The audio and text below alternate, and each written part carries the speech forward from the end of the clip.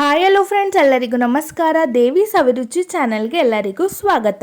ಇನ್ನು ಯಾರೆಲ್ಲ ನನ್ನ ಚಾನಲ್ನ ಸಬ್ಸ್ಕ್ರೈಬ್ ಮಾಡ್ತಿಲ್ವೋ ಪ್ಲೀಸ್ ಸಬ್ಸ್ಕ್ರೈಬ್ ಆ್ಯಂಡ್ ಸಪೋರ್ಟ್.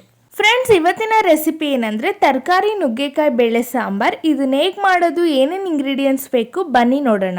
ನಾನಿಲ್ಲಿ 1 ಕಪ್ ತೊಗರಿ ಬೇಳೆ, 6 ಇಂದ 7 ಟೊಮ್ಯಾಟೊ, 3 ಈರುಳ್ಳಿ, ಜೀರಿಗೆ, ಅರಿಶಿನ ಪುಡಿ, ಕರ್ಬೇವಿನ ಸೊಪ್ಪು ಇಷ್ಟನ್ನು ತಗೊಂಡಿದ್ದೀನಿ. ಸಾಂಬಾರ್ಗೆ ತರಕಾರಿ ತಗೊಂಡಿದ್ದೀನಿ. ನುಗ್ಗೆಕಾಯಿ, ಆಲೂಗೆಡ್ಡೆ, ದಪ್ಪ ಮೆಣಸಿನ್ಕಾಯಿ. ನಿಮಗೆ ಏನಾದ್ರೂ ಬೇರೆ ತರಕಾರಿ ಬೇಕು ಅಂದ್ರೆ ಆಡ್ ಮಾಡ್ಕೋಬಹುದು ಫ್ರೆಂಡ್ಸ್. ನಾನು ಇಲ್ಲಿ ಒಂದು ಕುಕ್ಕರ್ಗೆ ತೊಗರಿ ಬೇಳೆನ ವಾಶ್ ಮಾಡ್ಕೊಂಡು ಹಾಕೊಂಡಿದ್ದೀನಿ.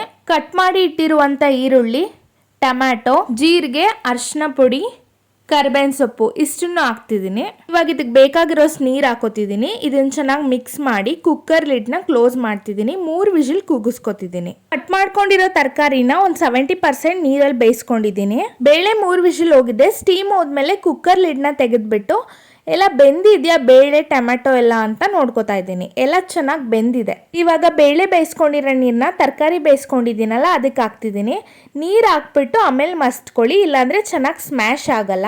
ಇವಾಗ ಬೇಳೆ ಆಲ್ರೆಡಿ ಬೆಂದಿದೆ. ನೀವು ಸ್ಮ್ಯಾಶರಲ್ಲಿ ಒಂದು 2-3 ಸತಿ ಈ ತರ ಚೆನ್ನಾಗಿ ಮಸ್ತ್ಕೊಳ್ಳಿ. ಸ್ಮ್ಯಾಶ್ ಮಾಡ್ಕೊಂಡಿರೋ ಬೇಳೆನ ತರಕಾರಿ ಜೊತೆ ಹಾಕ್ತಾ ಇದ್ದೀನಿ. ಬೇಳೆ ಎಲ್ಲ ಹಾಕಾದ್ಮೇಲೆ ಚೆನ್ನಾಗಿ ಮಿಕ್ಸ್ ಮಾಡ್ಕೋಬೇಕು. ರುಚಿಗೆ ತಕ್ಕಷ್ಟು ಉಪ್ಪು ಹಾಕೋತಿದ್ದೀನಿ.